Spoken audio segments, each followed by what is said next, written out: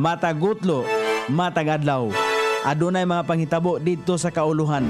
Panghitabo sa gawa sa atong nasod ug adunay mga panghitabo dinhi sa atong dapit. Mga panghitabo nga mao'y makapaikag sa katawhan nga mabinantayon sa lakat ug dagan sa panahon karon.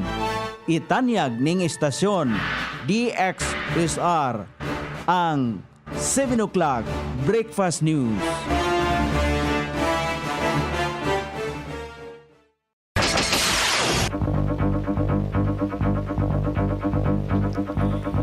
Higala, kumusta? May buntag Iligan, may buntag Mindanao, may buntag Pilipinas. Adlang Biyernes karon pitsa 23 ni buwan sa Mayo ning tuiga 2025. Sangan sa ato station manager Pastor Ruben Sulapas kini ang inyong ka-isar Kabisaya Nunebi.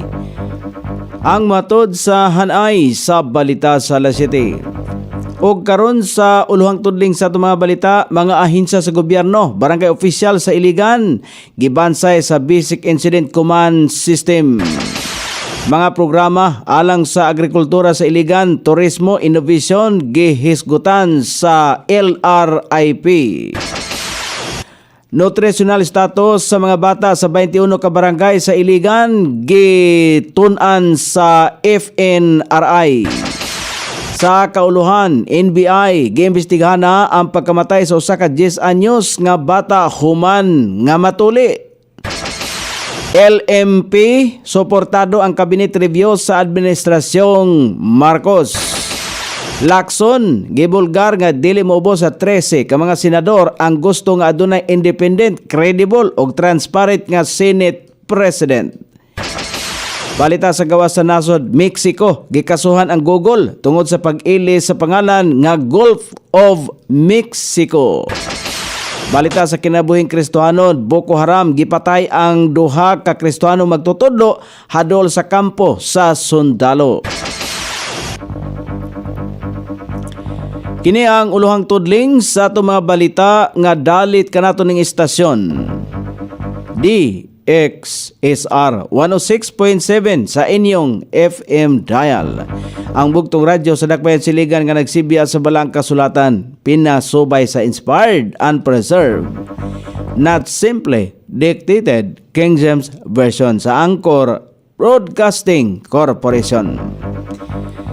O karon sa kompleto nga detalye, gibansay karon sa Office of the Civil Defense sa Region 10 sa Basic Incident Command System kon BICS ang mga piniling empleyado sa lain-laing departamento sa LGU, ahinsa sa gobyerno, pribadong kompanya ug mga opisyal sa barangay sa Iligan. Inisyatibo kini sa Iligan City Disaster Risk Reduction and Management Office. Ang Incident Command System usa ka onsen all hazard incident management. Gasunod kini og usa ka struktura og gipahapsay ang koordinasyon og communication sa mga ahensya og sektor atol sa pagresponde sa insidente o planado nga event. Niini nga kurso gitudloan usab ang mga partisipante sa pagmanage sa mga rekurso nga gamit sa pagresponde. Tinguhan ini ang interoperability sa lain-laing ahensya ug mga responders. Sumala pa kang Armin Aluro, ang head sa ICDRRMO, nga ikatulo na kini ka batch nga sa Iligan nga gibansay sa BICS ning administrasyon ni Mayor Frederick Siao. Buot sa LGU nga daghan ang makakaton sa BICS, aron daghan usab ang pwedeng ibutang sa Incident Management Team o kaha sa Emergency Operation Center og mahibalo sa ilaang papel sa pagresponde. Giduso sa City Planning and Development Office atol sa Regional Investment Programming LRIP dito sa Cagayan de Oro ning bag-uhay lamang ang mga programa sa pagpauswag sa agrikultura, sustainability, tourism ug enterprise development alang sa 2026 og sunod nga mga katuigan. Kini nga proyekto nagtumong sa pagtukod og usa ka malungtarong innovation district sa agrikultura, pagpalambo sa produksyon pinagi sa teknolohiya, pagdani og mga mamumuhunan o pagbansay sa mga kwalipikadong trabahante. Ang hub mo proseso sa mga produkto o sa agrikultura, renewable energy, logistics, research and development o malungtaron nga mga pamaagi. Ang ubang mga inisyatibo sa LGU Iligan nga gipresentar naglakip sa climate resilient farming ug dugang nga suporta sa mga negosyo. Mihimo og 2025 updating survey ang grupo sa Department of Science and Technology, Food and Nutrition Research Institute, DOST FNRI, ngadto sa 21 ka barangay sa Iligan. Ang survey usa ka nationwide data collection aron makasukod ang nutritional status sa mga bata uban ang grupo. Tumong nini nga makatabang sa paghimo og mas epektibo nga mga programa kalabot sa kahimsog og nutrisyon sa syudad. Gihingusgan kon gisugdan ang survey ni atong Mayo 19 og matapos sa Hulyo 1 ning tuiga. Dako ang pasalamat ni Mayor Siao sa suporta sa tabang ni Dr. Glenn Manarpaak, ang Nutrition Action Officer. Ingon man kang Miss Carol F. Repel, ang team coordinator sa FNRI nga nangulo sa naasoing grupo. O karon sa balita sa kauluhan, giimbestigahan sa National Bureau of Investigation ang pagkamatay sa 10 anyos nga batang lalaki sa Tondo, Manila human sa iyaang pagtuli sa usa ka midwife. Sumala pa kang NBI Director Jaime Santiago, tun-an nilag maayo ang resulta sa autopsy nga ipahigayon sa bata aron masuta kung unsa ang tinuod nga hinungdan sa iyang pagkamatay. Tumbok usab dinhi sumala pa niya kung adunay masilutan o kung kinsa ang mapasakan og kaso. Gilayon usab nga magdala kung magpadala ang NBI og sa PINA sa mga matumbok nga suspek human nahuman na ang autopsy o pagtuon ini. Unang gidala ang 10 anyos nga bata sa Clarence Liing Inn and Medical Clinic sa Barangay 146, Pasay City aron mopailalom sa circumcision operation. Base sa inisyal nga pakisusi, giinjeksyonan sumala pa siya og 20 cc sa anesthesia ayha ang procedure. Human ini hingpit na nga sumala pang nakasinati ang bata og sunod-sunod nga seizure og naglisod sa paginawa. Nadala pa siya sa Tondo Medical Center apan wala magdugay, gideklara usab kini nga dead on arrival. Human sa insidente, midangop ang mga ginikanan sa bata ngadto sa NBI office sa Pasay aron pangayuan og tabang ang ahensya og maimbestigahan ang naasoing hitabo.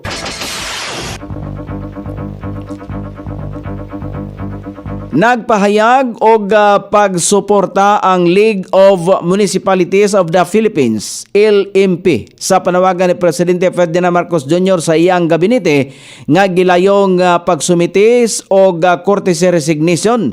Sa gipagawas nga pahayag sa nasong grupo nga pirmado ni LMP National President GB Bernos kagahapon adlaw, nakalatid nini ang pagsuporta sa grupo sa lakang sa presidente dungan sa panawagan alang sa mas hugot nga kolaborasyon sa mga lokal nga kagamhanan. Hangyo sa grupo ngadto kang Presidente Marcos nga dungan sa paghimuong pagrepaso sa performance sa iyang gabinete ang ikonsiderar kung unsa kalapad ang kolaborasyon gihimo sa kada ahensya sa kagamhanan sa kada munisipalidad sa nakalabay nga 3 ka tuig. Gihatagan og katinawan sa grupo ang kamahinungdanon sa pagpakusog sa alyansa sa pamaagi sa national local government aron nga mapahapsay ang pagdumala sa tibok nasod. Luyo sa pagpasaka sa mga miyembro sa gabinete sa ilang resignation sugod kagahapon adlaw, Mayo 22. Giawagan usab sa LMP ang administrasyong Marcos nga ipabilin paghihapon ang mga kalihim nga nakahimo og maayong performance, labaw na ang mga departamento nga nakahimo nga gisilbihan ang mga lokal nga kagamhanan. Sumala pa sa grupo nga una man kung unsa man nga departamento nga nakasilbi og maayo og sigurado nga adunay maayong kalihim. Kalihim nga makamaong maminaw og maalamon sa sitwasyon sa ground, mga kalidad nga mahimong ikonsiderar aron nga magpabilin kini sa pwesto. Sa samtang luyo sa pagkahimong sensitibo sa ipahigayong review, nagpadayag usab og pagsalig ang grupo sa kinatibuk ang proseso nga sigurado sumala pang magpakusog sa pagdumala sa kasamtangang administrasyon. Gibulgar ni Senador elect Panfilo Ping Lacson nga dili moubos sa 13 ka kasamtangang mosulod og mga senador sa 20th Congress ang nagpahayag nga gusto na nga makabaton og independent, credible og transparent nga liderato sa Senado. Gihatagan og katinawan ni Lacson nga kung kinsa man ang makakuha og suporta ang Senate President kinahanglan nga independent, transparent og competent. Dugang pa ni Lacson nga individual ang naasong diskusyon samtang dihang napangutana pa kini kung kinsa ang naguna base sa mga nasangpit nga basihanan. Nagdumili kining maghatag og pangalan og pagdesisyonan pa kini sa pagbukas sa 20th Congress. Aron makatudlo og bagong Senate President kinahanglan og 13 ka boto gikan sa 24 ka mga senador. Una nang gisulti ni Senate President Francis Ches Escudero ang kasamtangang Senate President nga ang kinsa man ang adunay igong ihap sa boto ang ngayang dawaton ang responsibilidad og hagit sa pagdumala sa Senado.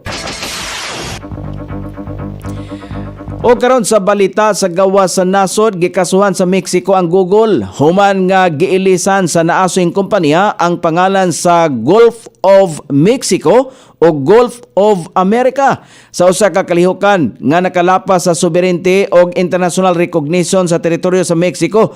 Sumala pa sa Mexico nga adunay katungod ang Amerika nga ipangalan ang mga lugar nga kabahin sa ilang teritoryo apan dili mga teritoryo nga kabahin sa Cuba o sa Mexico.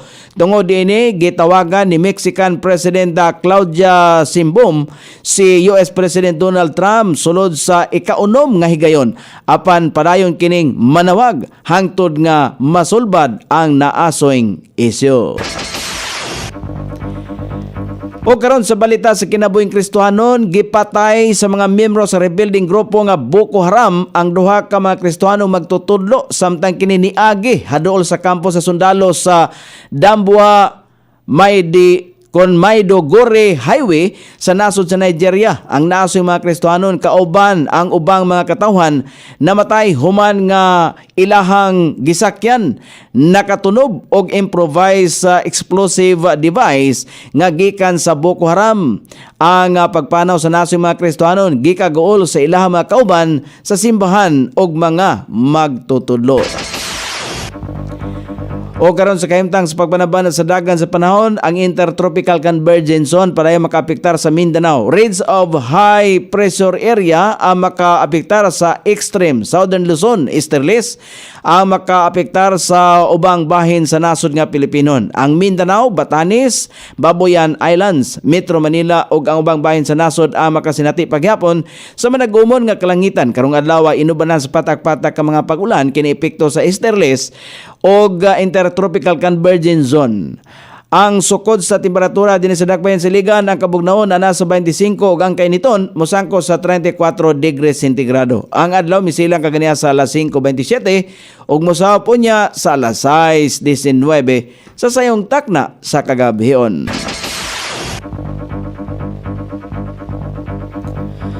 Inyong nabati ang kinatibuk-ang hanay sa balita sa alas 7 nga dalit kanato ning istasyon. DXSR 106.7 sa inyong FM dial. Ang bugtong radyo sa Dakbayan Siligan nga nagsibya sa balang kasulatan, pinasubay sa inspired and preserved.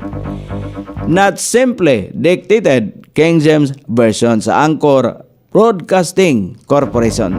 Sangan sa tigsuat sa atong balitang international o sa kinabuhing Kristohanon, pitjan sa balita lokal, Coney Island, sa ato station manager Pastor Robin Sulapas. Kini ang inyong KSR Kabisaya Nonibi. Magpasalamat ug maingon, mayong buntag, Iligan.